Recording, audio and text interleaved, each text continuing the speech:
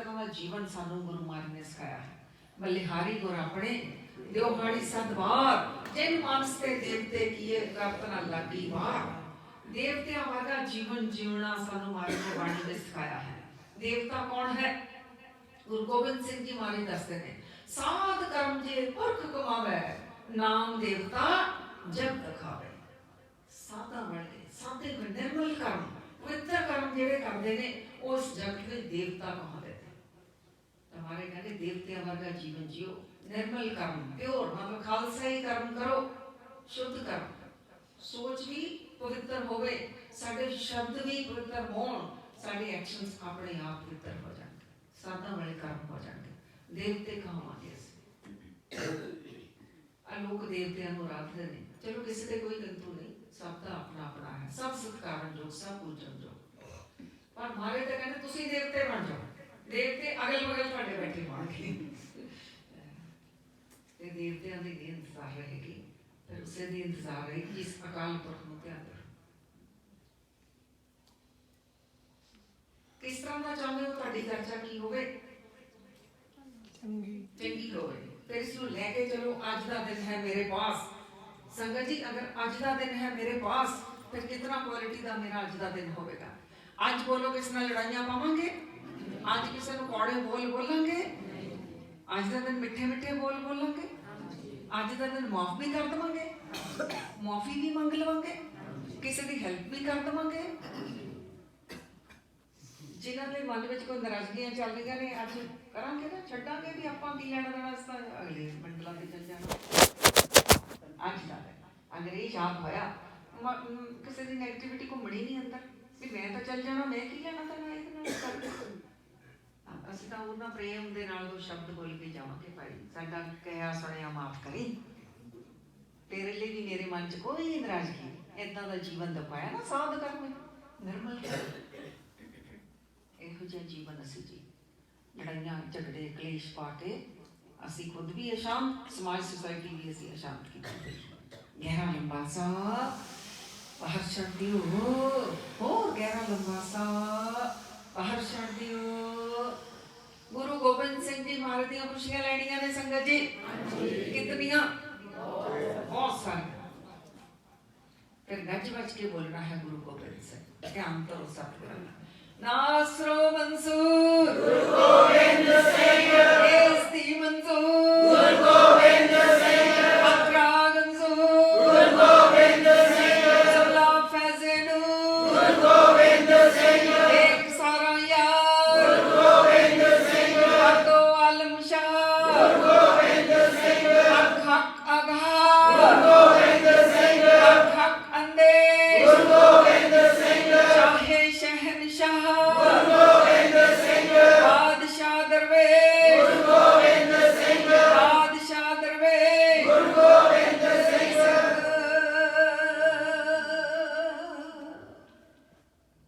संगत जी दुनिया के बड़े बड़े विद्वान गुरु गोबिंद सिंह जी की महिमा लिखी सब ने, पर लिख लिख के सबने किया गुरु गोबिंद सिंह जी की महिमा लिखी नहीं जा सकती। अज सिख विद्वानों की गल नहीं करांगे, उन्होंने विद्वानों की गल करांगे जिहड़े सिख धर्म के नहीं। शाह मुहम्मद लतीफ मुसलमान राइटर, उन्हें बहुत सुंदर लिखता से, जिहड़े पाठक होंगे ना पढ़ने वाले, तो वो राइटर दस देंगे ने हुण अगला असीं इस टॉपिक पर लिखांगे, तो पाठकों को इंतजार होंदी है भी नवां इन्हां दा लिखत कदों आवे। शाह मुहम्मद लतीफ ने अपने पढ़ने वालियां दे लई नूं दस्सिया होया सी कि मैं हुण गुरु गोबिंद सिंह जी की जीवनी लिखनी। फिर वो पुछण लगे पाठक तुसीं कदों कहंदे सी गुरु गोबिंद सिंह जी जीवनी लिखनी, तुसीं लिखी ही नहीं, तुसीं लिखी नहीं। उन्हें कहा मैं तो लिखण लगा सी पर मैं कलम छड्ड दित्ती। पुछया उहदे पाठकां ने तुसीं क्यों कलम छड्ड दित्ती, गुरु गोबिंद सिंह जी की जीवनी बारे क्यों नहीं लिखिया? उसने कहा भी जिसकी जीवनी बारे लिखना होवे पहला उहदे जीवन बारे सारा देखिया जाता है। मैं भी सारिया खोजां कीतियां गुरु गोबिंद सिंह जी के जीवन के उत्ते, तो मैं अपनी कलम नूं कहा चल भी लिखिए गुरु गोबिंद सिंह जी की जीवनी, क्योंकि राइटर की कलम नाल गल हुंदी है, इतना कनैक्शन होंदा आपस में। मैं अपनी कलम नूं कहा चल लिखिए गुरु गोबिंद सिंह जी बारे, कहंदा असीं लिखण लगे। मैं अपनी कलम नूं कहा लिख गुरु गोबिंद सिंह जी देख कितने वड्डे विद्वान ने दुनिया में इन्हां वर्गा कोई वड्डा विद्वान नहीं पड़ा इन्हां दी शब्दां उत्ते पकड़ नवे तो नवे शब्द की सिरजना कर देनी अकाल पुरख पार ब्रह्म परमात्मा की महिमा अलग अलग तरीकों के नाल अलग अलग रूपों में अलग अलग गुणों में बयान कर देनी और इतनी भाषाओं का ज्ञान रखने वाले और इतना लेखनी दे विच इन्हां दी पकड़ है। मैं क्या गुरु गोबिंद सिंह जी वर्गा कोई विद्वान नहीं हो सकता अपनी कलम नूं क्या लिख इन्हां दी विद्वता बारे ज्यों कहते मेरी कलम लिखण लगी कि दुनिया के सब तो वड्डे विद्वानां विचों गुरु गोबिंद सिंह जी सब तो वड्डे विद्वान ने ज्यों कहता लिखण लगे मेरी कलम कहती रुक वड्डे विद्वान तो है ही है गुरु गोबिंद सिंह जी तू देखता नहीं ये कितने तेज दे धनी ने कितने सूरवीर योद्धे ने इन्हां वर्गा होया कोई संसार में फिर मैं कहता अपनी कलम नूं क्या लिख कि गुरु गोबिंद सिंह जी वर्गा सूरवीर योद्धा महाबली तेज दा धनी कोई होया ही नहीं असीं इन्हां दी बहादुरी बारे लिखण लगे ताकि खुद तो इतने इतने ने गुरु गोबिंद सिंह जी महाराज जी तेज दे धनी ने सूरवीर योद्धे महाबली ने पर ये तां किसी लटाड़े के उत्ते भी अपनी दृष्टि पादन उसमें भी इतना बल इतनी शक्ति पाके रख देते ने सवा सवा लाख की लड़न की ताकत रख देते ने भुखे प्याहे भी कहता असीं लिखण लगे गुरु गोबिंद सिंह जी योद्धापन सूरवीरता बारे महाबली महायोद्धे महासूरवीर जो कहता लिखण लगे मेरी कलम कहती रुक हाले देख होर गुरु गोबिंद सिंह जी की महिमा वो कहती देख तख्तां दे उत्ते बैठे सच्चे पातशाह लोक अते परलोक दे सुख दिंदे गुरु गोबिंद सिंह जी महाराज कहता मैं अपनी कलम क्या पर लिख सच्चा पातशाह तख्तां दे उत्ते बैठा कोई भिखारी आ जाए इसके दर ते उसनूं राजा बना के रख देता है जन्मां जन्मां दी मैला कट के रख देंदे ने गुरु गोबिंद सिंह जी बंधन मुक्त कर देंदे ने अभेद कर देंदे ने परमात्मा विच ये सच्चा पातशाह लोक दे सुख भी देण वाले परलोक भी सुहेला करन वाले कहना मेरी कलम लिखण लगी सच्चे पातशाह दे तख्तां दी महिमा जो लिखण लगी वो कहंदी रुक हाले इत्थे गल नहीं बनी गुरु गोबिंद सिंह जी महाराज जी दी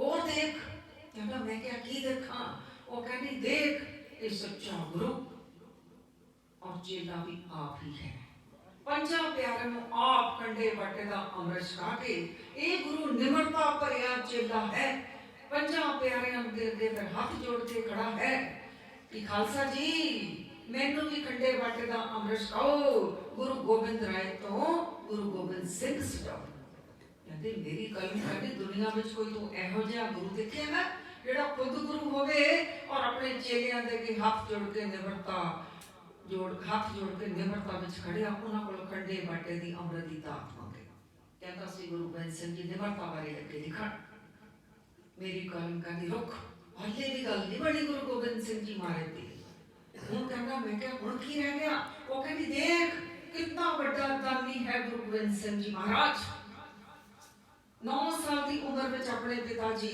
बाहर के रख देते संसार तो फिर सारा कुछ ही वाद दिता अपना सारा सरवंश चारों साहिबजादे मात गुजरी ताज बाज अपने प्यारे प्यारे सिख सब कुछ वार के रख दिता कहता मैं फिर खुदा नूं कहा या खुदा तू इहो जिहा भी कोई बंदा बना सकता है जेड़ा सब तो बड़ा विद्वान होवे सब तो बड़ा सूरवीर योद्धा महाबली होवे जेड़ा सच्चा पातशाह होवे जेड़ा निमरता भरिया चेला भी होवे जेड़ा दानी भी इहो जिहा होवे जिसने सर्वंश दान कर दिता अपना आप भी दान कर दिता संसार नूं या खुदा तो एक बंदे विच भी इहो जिहा गुण पा सकदा फिर कहता मैं कहा नहीं खुदा ये कोई बंदा नहीं गुरु गोबिंद सिंह जी या खुदा गुरु गोबिंद सिंह जी रूप में खुदा तू आप ही आया है तू आप ही आया है गुरु गोबिंद सिंह खुद खुदा ने फिर शाह मोहम्मद लतीफ कहना मैं कलम रख दी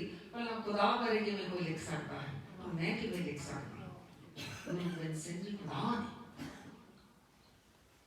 अल्लाह यार खां लोगी इसने भी बड़ियां गुरु गोबिंद सिंह जी के उत्ते नज़मां लिखियां साहिबजादियां ते सिखां दी महिमा गाई इस्लाम भाईचारे वाले इकट्ठे होकर आ गए अल्लाह यार खां लोगी के पास क्या अल्लाह यार खां लोगी इस्लाम तेन पढ़ता है तेरियां लिखतां विच इतनी पावर है जो तुम पढ़ लैंदे ने मनण लग जाते ने इस्लाम वाले।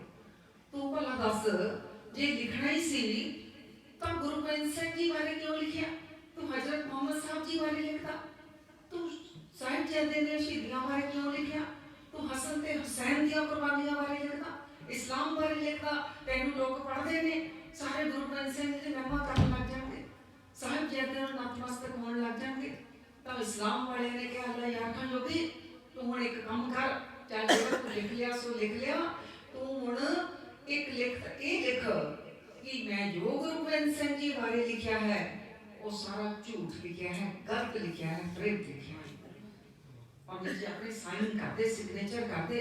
कल भी तू मर भी गया ना, असि इस्लाम में दिखावांगे कि अल्लाह यार खां योगी ने गुरु गोबिंद सिंह जी बारे झूठ लिखा है, गलत लिखा है।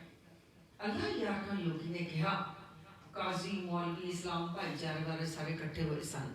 काजी साहब, मौलवी साहब, मैं गुरु गोबिंद सिंह जी बारे झूठ नहीं लिखा, मैं गुरु गोबिंद सिंह जी बारे घट लिखा है। ये मन्निया नहीं। इस्लाम वाले ने कहा पर तेन इस्लाम विचों असीं बाहर कढ़ देवांगे, इन्हें कहा कढ़ दो, पर मैं ये नहीं लिख सकता मैं गुरु गोबिंद सिंह जी बारे झूठ या गलत लिखा। इनू कढ़ दिता गया, बुलाते नहीं इस्लाम वाले। ये फिर भी अपने आनंद विच है। हुण समा आ गया है इसका, बीमार है, मंजे ते पिया है, लग रहा है कि थोड़ा ही समा है जीवन का इसके पास। फिर इस्लाम वाले काजी मौलवी इकट्ठे होके आ गए कि अल्लाह यार खां योगी हुण तेरा अंतिम समा नेड़े है, तू शरीर त्याग देना है और तू कोल हुण वो लेके आए ने कलम दवात शहीद पेपर जिसके उत्ते सारा लिखिया पिया है कि मैं अल्लाह यार खां योगी कहता है मैं गुरु गोबिंद सिंह जी बारे गलत लिखा है, झूठ लिखा है। तो नीचे वो कहते बस तू अपने सिग्नेचर कर दे, इतना काम कर दे। अल्लाह यार खां योगी ने कहा नहीं, मैं गुरु गोबिंद सिंह जी बारे झूठ या गलत नहीं लिखा, मैं घट लिखा है। इस्लाम वाले ने फिर कहा कि यकीन जानी जब तू मर जाएगा ना तेरा असी जनाजा नहीं कटांगे, इसलिए असी जेड़ा कलमा पढ़ते हाँ वो भी नहीं पढ़ांगे, तो तेनू कफन दफन भी नहीं करांगे, तेरे ते कफन भी नहीं पावांगे, तेनू दफन भी नहीं करांगे। और अगर तेरे इस्लामी रौड़ अनुसार अंतिम विदायगी तेनू नहीं दी गई तो फिर तेनू पैगंबर हजरत मोहम्मद साहब जी की गोदी भी नसीब नहीं होगी। अल्लाह यार खां योगी ने कहा करतार की सौगंध है, नानक की कसम है, जितनी भी हो गोविंद की तारीफ वो कम है। कहता तुसी कहने भी तू कह झूठ लिखा है, मैं कहना गुरु गोबिंद सिंह जी जितनी तारीफ करो घट है। करतार की सौगंध है, नानक की कसम है, जितनी भी तारीफ हो गोविंद की वो कम है। हर चंद मेरे हाथ में पुरजोर कलम है, सतगुरु के लिखूं वसब कहां ताबे रकम है। कहना बिल्कुल तुसी कहते हो ना तेरी कलम विच बड़ा जोर है जोर, पर गुरु गोबिंद सिंह जी की महिमा लिखवा इतनी मेरी कलम में ताकत नहीं। हर चंद तेरे हाथ में पुरजोर कलम है, सतगुरु के लिखूं वसब कहां ताबे रकम है। एक आंख से क्या बुलबुला बुलबहर को देखे, साहिल को मंधार को या लहर को देखे। अल्लाह यार खां योगी कहता है गुरु गोबिंद सिंह जी सागर समुंदर में, मैं एक सागर की बूंद हाँ, पर एक बूंद सागर दी लहरां बारे किवें लिख सकती है, सागर की गहराई बारे किवें लिख सकती है, सागर कितना विशाल है किवें लिख सकती है। तो मैं गुरु गोबिंद सिंह जी कितने विशाल ने, कितने वड्डे ने, मैं उन्हां बारे किवें लिख सकता हाँ। मैं घट लिखिया है, मैं घट लिखिया है। और नाल कहा तुसी जेड़ा कहते हो जो तू मर जाएगा तेरी इस्लामी रौड़ असीं नहीं करांगे, तैनूं हजरत मोहम्मद साहब जी की गोदी नहीं नसीब होवेगी। अल्लाह यार खां योगी ने कहा काजी साहब, मौलवी साहब, जदों मैं मर जावां ना मेरे ते कफन ना पायो, मैनू दफन ना करियो, मेरी नमाज़े मैयत भी ना पढ़ियो, मेरा नमाज़े जनाजा भी ना कढ़ियो। तुसी कहंदे हो तैनूं हजरत मोहम्मद साहब जी की गोदी नहीं नसीब होवेगी कि हाँ मैनू मर के किसी पैगंबर की गोदी की जरूरत नहीं है, मैनू जिंदे सी ही गुरु गोबिंद सिंह पैगंबर की गोदी नसीब हुई गई है। यह प्रेम की खेड, जिंदे जी ही गोदी नसीब है। ਅਸੀਂ ਵੀ ਚਾਹੁੰਦੇ ਹਾਂ ਸਾਨੂੰ ਗੁਰੂ ਗੋਬਿੰਦ ਸਿੰਘ ਜੀ ਦੀ ਜਿਉਂਦੇ ਜੀ ਦੀ ਗੋਦੀ ਨਸੀਬ ਹੋ ਜਾਵੇ ਸੰਗਤ ਜੀ। ਇਹ ਜੋ ਗੁਰੂ ਗੋਬਿੰਦ ਸਿੰਘ ਜੀ ਸਾਡੇ ਬਚਨ ਕੀਤੇ ਨੇ, ਹੁਕਮ ਕੀਤਾ ਹੈ, ਆਗਿਆ ਭਈ ਅਕਾਲ ਕੀ ਕਬੇ ਚਲਾਇਓ ਪੰਥ, ਸਭ ਸਿੱਖਣ ਕੋ ਹੁਕਮ ਹੈ ਗੁਰੂ ਮਾਨਿਓ ਗ੍ਰੰਥ। ਫਿਰ ਗੁਰੂ ਗੋਬਿੰਦ ਸਿੰਘ ਜੀ ਨੇ ਜੋ ਕਿਹਾ ਹੈ, ਸਿੱਖੋ ਸ੍ਰੀ ਗੁਰੂ ਗ੍ਰੰਥ ਸਾਹਿਬ ਜੀ ਨੂੰ ਆਪਣਾ ਗੁਰੂ ਮੰਨੋ। ਹੁਣ ਗੁਰੂ ਕੀ ਹੈ?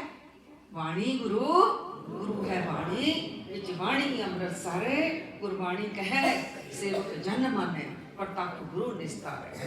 ਫਿਰ ਅੱਜ ਦਾ ਜੋ ਸਾਡਾ ਹੋਮਵਰਕ ਹੈ ਸੰਗਤ ਜੀ, ਸ਼੍ਰੀ ਗੁਰੂ ਗ੍ਰੰਥ ਸਾਹਿਬ ਜੀ ਦੀ ਬਾਣੀ ਵਿਦ ਮੀਨਿੰਗ ਆਪ ਪੜੋ। ਸਹਿਜ ਪਾਠ ਆਰੰਭ ਕਰੋ ਆਪ ਜੀ। ਕੋਈ ਕਾਹਲੀ ਨਹੀਂ ਵੀ ਆਪਾਂ 2-3 ਮਹੀਨਿਆਂ ਚ ਭੋਗ ਪਾਣਾ ਹੈ, ਉਹ ਤਾਂ ਕਿੰਨੇ ਪਾ ਲੈਣੇ ਅਸੀਂ।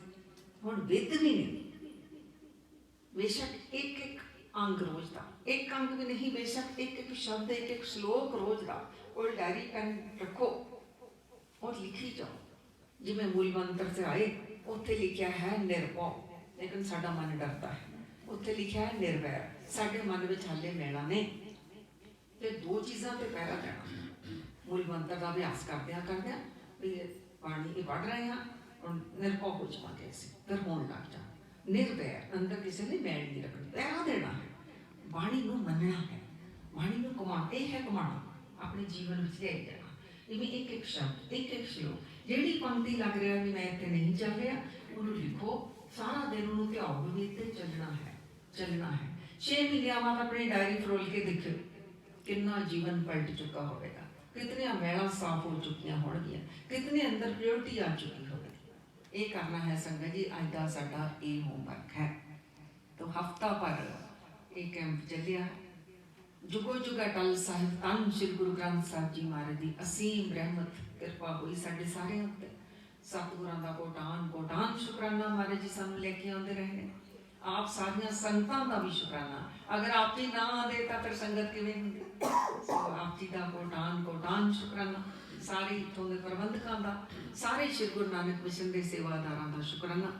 बेअंत बेअंत भुल्लां गलतियां होईयां ने संगत जी, आप जी भुल्लां गलतियां बख्श देना साडी। अपनी असीसां दिओ, देहो सज्जन असीसड़ियां, जो होवे साहिब सिओ मेल। ये हाले सिर्फ बेसिक कैंप है, इस तो बाद एडवांस कैंप भी लगेगा, पता है ना आप जी को। उस दिन उन्हें मीटिंग आप जी के नाल अमरदीप सिंह जी कर रहे हैं। हम सारी इंफॉर्मेशन दे रहे हैं अमरदीप सिंह जी की। प्यारी साध संगत जी, वाहिगुरू जी का खालसा, वाहिगुरू जी की फतेह। उन्हें जिस तरह माता जी ने आप जी ने दस्या कि ये जो 7 दिन का कैंप है, इस तो बाद एक 4 दिन का एडवांस कैंप भी होएगा, जो तुहानूं इस तरह के ब्रोशर दिते जाएंगे, उसके उत्ते डेट लिखी हुई है। जो कैंप है वो 29 जून तो 2 जुलाई लगेगा, जो कि अगले साल आने वाले 29 जून तो 2 जुलाई। वो कैंप कित्थे लगेगा? कैंप लगेगा Khalsa centre, Miracle Valley, Vancouver विखे लगेगा ये कैंप। जो कैंप है ये तो 29 जून को शुरू होगा, लेकिन आप सारी संगत को उत्थे 28 जून को शाम को 5 बजे तो पहला पहुँचना जरूरी होगा, क्योंकि उत्थे कैनेडा तो अलग अलग शहरों तो, अमेरिका के अलग अलग शहरों तो उत्थे संगत आएगी। उत्थे आप जी को जो शाम को पहुँचोगे तो कमरे दिखा दिते जाएंगे कि आप जी ने कित्थे ठहरना है, और फिर अमृत वेले 2 बजे कैंप शुरू हो जाएगा। इत्थे कितने बजे शुरू होता? उत्थे कितने बजे शुरू होएगा? हाय 2 बजे उठा संगत जी, 2 बजे तक कैंप शुरू हो जाना। आप जी ने उस तो भी पहला उठना पवेगा, लेकिन इस गल का चिंता ना करना कि आराम करने का समा नहीं मिलेगा। अमृत वेले के दीवान सजणगे, उस तो बाद लंगर प्रशादा छक के तुहानूं कमरिਆਂ ਵਿੱਚ आराम करने को भेज दिता जाएगा। फिर आराम करके दोपहर को फिर इकट्ठे होवांगे, फिर सैशन लगणगे, दीवान सजणगे, उस तो बाद फिर लंगर प्रशादा छक के फिर आराम करने को भेज दिता जाएगा। शामां नूं फिर इकट्ठे होवांगे, फिर दीवान सजणगे, फिर लंगर प्रशादा छक के फिर आराम करने को भेज दिता जाएगा। सो कहने का भाव है कि आराम करने का भी पूरा समा मिलेगा, लेकिन नाम के लाहे भी असीं उत्थे खूब खूब लवांगे। आप जी ने उत्थे कपड़े किस तरह के पहनने ने? माता जी ने दस्सिया सी कि वाइट कपड़े, वाइट ड्रैस कोड ही रखा गया है। चिट्टे कपड़े क्यों पहनने ने? ताकि कपड़िਆਂ ਵਿੱਚ ध्यान घट जाए। सारे ਦੇ सादे जे कपड़े होणगे तो फिर कपड़िਆਂ ਵਿੱਚ ज़्यादा ध्यान नहीं जाएगा। जो असीं काम करन जा रहे हैं असीं ਉਹਦੇ ਵਿੱਚ ध्यान दे पावांगे। नहीं तो फिर की हुंदा लेडीज़ महंगे महंगे वधिया वधिया डिज़ाइनर सूट्स पहन के आते ने फिर चर्चा हो भी शुरू हो जाती, वाह बड़ी सोहनी लगदी, इत्थों मंगाया सी, मैनूं भी मंगा दे। सो इहो जी चर्चा ही ना होवे, कपड़िਆਂ ਵਿੱਚ ध्यान ही ना जावे तो लेडीज़ वाइट सूट चिट्टे दुपट्टे ਜਾਂ दस्तारा, इसी तरह ही ਜਿਹੜੇ ਵੀਰ ਨੇ ਉਹ चिट्टे कुर्ते पजामे और चिट्टियां दस्तारा।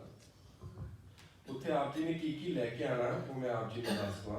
एक तो मैंबरशिप कार्ड जो आप जी को अज मिल गया, 7 दिन का कार्ड तुहाडा पूरा बन गया।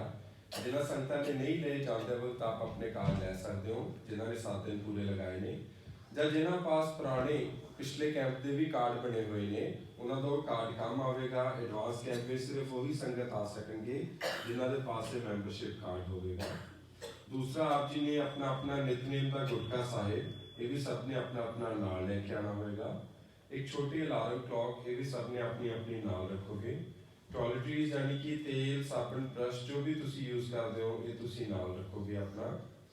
अगर मेडिसिन आप जी की कोई भी दवाई चल रही है, बीपी की शुगर की जो भी तुहाडी दवाई चल रही है, तुसी अपनी अपनी नाल लेके आओगे।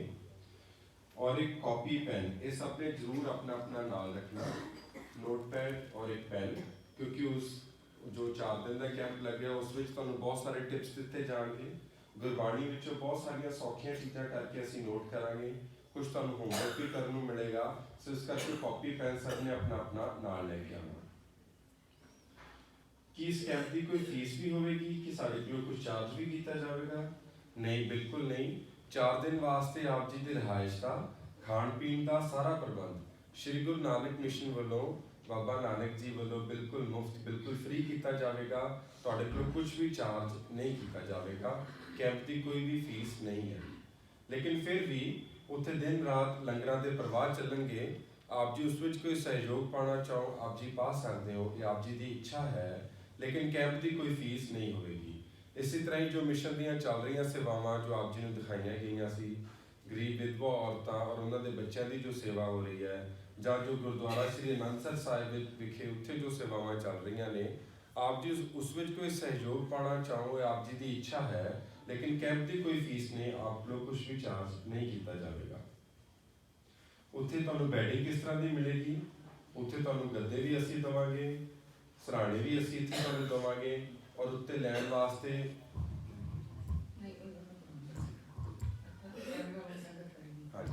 सो बैडिंग का सारा ही प्रबंध उत्थे श्री गुरु नानक मिशन वालों किया जाएगा। आप जी नूं कुछ भी लैण की जरूरत नहीं, सराणे भी तुहानूं मिलणगे, उत्थे गद्दे भी मिलणगे और उत्ते लैण वास्ते रजाई जां चद्दर जो भी है वो भी तुहानूं उत्थे मिलेगा।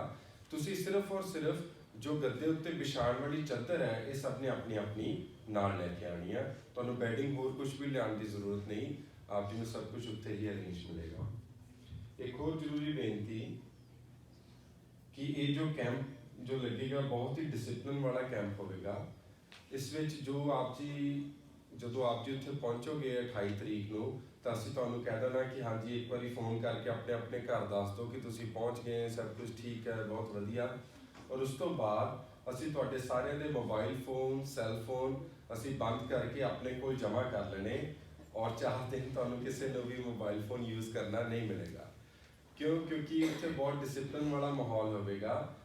माता जी इस चीज़ पर बहुत जोर देंगे ने कि अगर सानूं 5 मिनट भी फ्री मिल जाते हैं ना तो असीं बाहर दी चीज़ों का सहारा लभण लग जाते हैं, जां मोबाइल पर कुछ देखण लग जाते हैं, जां टीवी नूं कुछ ऑन करके देखण लग जाते हैं, जां किसी नूं फोन लगा के उन्हां गल्लां करन लग जाते हैं। सो वो 4 दिन असीं की करांगे, असीं सिर्फ और सिर्फ अपने मन दे नाल बैठांगे, अपने मन के विचारां नाल असीं उन्हां नूं देखांगे कि साडे किहो जिहे विचार चल रहे हैं। अगर गलबात करनी भी है तो असीं सिर्फ गुरु दे नाल करांगे। 4 दिन वो बहुत ही बंदगी वाला माहौल होगा। अगर आप जी इकट्ठे आ रहे हो यानी कि हस्बैंड एंड वाइफ इकट्ठे आ रहे हो तो आप जी नूं सुजैसट किया जा रहा है कि तुसीं अपनी अपनी पैकिंग अलग अलग करोगे। जेंट्स बिल्कुल अलग ठहरनगे, लेडीज़ बिल्कुल अलग ठहरनगियां। इदा नहीं होएगा कि मेरा टावल उधर पिया जी, मेरे जां होर कपड़े उधर पे ने, इदा नहीं। अपनी पैकिंग तुसीं अलग करोगे और वीर अपनी पैकिंग अलग करेंगे। अगर आप जी नूं किसी नूं भी राइड की जरूरत हो कि सानू जी असीं तो उत्थे जानते नहीं किसी नूं कि सानू उत्थे सानू उत्थों एयरपोर्ट तो चक के जिथे साडा कैंप लगना उत्थे तक सानू लै जाओ और फिर वापस सानू वापस एयरपोर्ट ड्रॉप भी कर दिता जाए तो जो तुहानूं इस तरह के इश्तिहार मिलेंगे इस उत्ते नंबर लिखे हुए ने। अगर किसी नूं भी राइड की जरूरत है, ਜਾਂ ਸਰੀ ਤੋਂ ਹੀ ਤੁਹਾਨੂੰ ਰਾਈਡ ਦੀ ਜ਼ਰੂਰਤ ਹੈ, ਕਿਉਂਕਿ ਸਰੀ ਦੇ ਲਾਗੇ ਹੀ ਹੈ ਜਿੱਥੇ ਕੈਂਪ ਲੱਗੇਗਾ, ਕਿ ਅਗਰ ਉੱਥੋਂ ਕਿਸੇ ਨੂੰ ਰਾਈਡ ਦੀ ਜ਼ਰੂਰਤ ਹੈ ਤਾਂ ਇਹ ਨੰਬਰ ਲਿਖੇ ਹੋਏ ਨੇ, ਆਪ ਇਹਨਾਂ ਨੰਬਰਾਂ ਤੇ ਕਾਲ ਕਰਕੇ ਪਹਿਲਾਂ ਹੀ ਆਪਣੀ ਬੁਕਿੰਗ ਕਰਾ ਸਕਦੇ ਹੋ ਕਿ ਸਾਨੂੰ ਰਾਈਡ ਦੀ ਜ਼ਰੂਰਤ ਹੈ, ਤਾਂ ਕਿ ਕੈਨੇਡਾ ਦੇ ਸੇਵਾਦਾਰ ਤੁਹਾਡੀ ਰਾਈਡ ਦਾ ਵੀ ਪ੍ਰਬੰਧ ਕਰ ਸਕਣ। ਕੈਨੇਡਾ ਦੇ ਸੇਵਾਦਾਰ ਤੁਹਾਨੂੰ ਦੋ ਹੱਥ ਜੋੜ ਕੇ ਜੀ ਆਇਆਂ ਕਰਦੇ ਨੇ। ਤੁਸੀਂ ਜਿੰਨੇ ਮਰਜ਼ੀ ਆਓ, ਤੁਹਾਨੂੰ 에ਅਰਪੋਰਟ ਤੋਂ ਲੈ ਕੇ ਵੀ ਜਾਣਗੇ, ਵਾਪਸ ਵੀ ਚੱਕਣਗੇ। ਹਾਂਜੀ। ਔਰ ਇਸ ਦੇ ਉੱਤੇ 2 ਐਮਰਜੈਂਸੀ ਕੰਟੈਕਟ ਨੰਬਰ ਲਿਖੇ ਹੋਏ ਨੇ, ਜੋ ਤੁਸੀਂ ਆਪਣੇ ਘਰਾਂ ਵਿੱਚ ਦੇ ਕੇ ਆ ਸਕਦੇ ਹੋ, ਕਿਉਂਕਿ ਤੁਹਾਡੇ ਮੋਬਾਈਲ ਫੋਨ ਤਾਂ ਅਸੀਂ ਜਮ੍ਹਾਂ ਕਰ ਲੈਣੇ, ਲੇਕਿਨ ਫਿਰ ਵੀ ਇਨ ਕੇਸ ਤੁਹਾਡੇ ਘਰਾਂ ਵਿੱਚ ਕੋਈ ਐਮਰਜੈਂਸੀ ਆ ਜਾਏ, ਤੁਹਾਡੇ ਤੱਕ ਮੈਸੇਜ ਪਹੁੰਚਾਉਣਾ ਬਹੁਤ ਜ਼ਰੂਰੀ ਹੋਵੇ, ਤਾਂ ਜੋ ਇਸ ਦੇ ਉੱਤੇ ਨੰਬਰ ਲਿਖੇ ਹੋਏ ਨੇ, ਤੁਸੀਂ ਇਹਨਾਂ ਨੰਬਰਾਂ ਤੇ ਤੁਹਾਡੇ ਘਰ ਵਾਲੇ ਕਾਲ ਕਰ ਸਕਦੇ ਨੇ ਔਰ ਤੁਹਾਡੇ ਨਾਲ ਉਹਨਾਂ ਨੰਬਰਾਂ ਤੇ ਗੱਲ ਕਰਵਾਈ ਜਾ ਸਕਦੀ ਹੈ। ਲੇਕਿਨ ਇਸ ਚੀਜ਼ ਦਾ ਧਿਆਨ ਰੱਖਣਾ, ਇਹ ਸਿਰਫ ਐਮਰਜੈਂਸੀ ਨੰਬਰ ਨੇ, ਕੋਈ ਬਹੁਤ ਜ਼ਰੂਰੀ ਗੱਲ ਹੋਵੇ ਤਾਂ ਹੀ ਕਾਲ ਕੀਤੀ ਜਾਵੇ। ਇਸ ਕਰਕੇ ਕਾਲ ਨਹੀਂ ਆਣੀ ਚਾਹੀਦੀ ਮੇਰੀਆਂ ਜਰਾਬਾਂ ਨਹੀਂ ਲੱਭਦੀਆਂ ਪਈਆਂ, ਮੇਰੀ ਬੈਂਕ ਕਿੱਥੇ ਪਈ ਆ, ਸੋ ਬਹੁਤ ਜ਼ਰੂਰੀ ਗੱਲ ਹੋਵੇ ਤਾਂ ਹੀ ਕਾਲ ਕੀਤੀ ਜਾਵੇ। ਕੌਣ ਐਡਵਾਂਸ ਕੈਂਪ ਵਿੱਚ ਆਉਣਾ ਚਾਹੁੰਦਾ ਹੈ, ਹੱਥ ਖੜਾ ਕਰੋ। ਜਿਨ੍ਹਾਂ ਦਾ ਕੱਚਾ ਪੱਕਾ ਉਹ ਵੀ ਹੱਥ ਖੜਾ ਕਰ ਦਿਓ। ਆਪ ਜੀ ਦੇ ਚਰਨਾਂ ਵਿੱਚ ਬੇਨਤੀ ਹੈ ਕਿ ਹੁਣੇ ਜਦੋਂ ਕੈਂਪ ਦੀ ਸਮਾਪਤੀ ਹੋਏਗੀ, ਜਿੱਥੇ ਬਾਹਰ ਟੇਬਲ ਲੱਗਾ ਹੋਇਆ ਇਨਕੁਆਇਰੀ ਦਾ, ਆਪ ਜੀ ਨੂੰ ਉੱਥੇ ਜਾਂਦਿਆਂ ਵਕਤ ਆਪਣਾ ਨਾਮ ਅਤੇ ਫੋਨ ਨੰਬਰ 2 ਚੀਜ਼ਾਂ ਲਿਖਵਾਉਂਦੇ ਹੋਏ ਜਾਣਾ, ਜਿਹੜੇ ਵੀ ਐਡਵਾਂਸ ਕੈਂਪ ਵਿੱਚ ਆਉਣਾ ਚਾਹੁੰਦੇ ਨੇ, ਤਾਂ ਕਿ ਸਾਨੂੰ ਪਤਾ ਚੱਲ ਜਾਏ ਕਿ ਯੂਬਾ ਸਿਟੀ ਤੋਂ ਕਿੰਨੀ ਸੰਗਤ ਆ ਰਹੀ ਹੈ, ਅਸੀਂ ਆਪ ਜੀ ਦੀ ਰਿਹਾਇਸ਼ ਦਾ ਉੱਥੇ ਪਹਿਲਾਂ ਹੀ ਪ੍ਰਬੰਧ ਕਰ ਰੱਖੀਏ। ਔਰ ਜੋ ਤੁਹਾਨੂੰ ਇਸ ਤਰ੍ਹਾਂ ਦੇ ਇਸ਼ਤਿਹਾਰ ਦਿੱਤੇ ਜਾਣਗੇ, ਇਸ ਦੇ ਉੱਤੇ ਇੱਕ ਰਜਿਸਟ੍ਰੇਸ਼ਨ ਫਾਰਮ ਵੀ ਹੈ, ਇਹ ਵੀ ਆਪ ਜੀ ਨੂੰ ਭਰ ਕੇ ਜਮ੍ਹਾਂ ਕਰਾਉਣਾ ਜ਼ਰੂਰੀ ਹੋਵੇਗਾ। ਇਸ ਦੇ ਉੱਤੇ ਲਿਖਿਆ ਹੋਇਆ ਹੈ ਕਿ ਤੁਸੀਂ ਸਕੈਨ ਕਰਕੇ ਕਿਸ ਤਰ੍ਹਾਂ ਇਸ ਫਾਰਮ ਨੂੰ ਸਬਮਿਟ ਕਰ ਸਕਦੇ ਹੋ। ਇਤਨੀ ਹੀ ਬੇਨਤੀ ਪ੍ਰਵਾਨ ਕਰਨਾ ਜੀ। ਵਾਹਿਗੁਰੂ ਜੀ ਕਾ ਖਾਲਸਾ, ਵਾਹਿਗੁਰੂ ਜੀ ਕੀ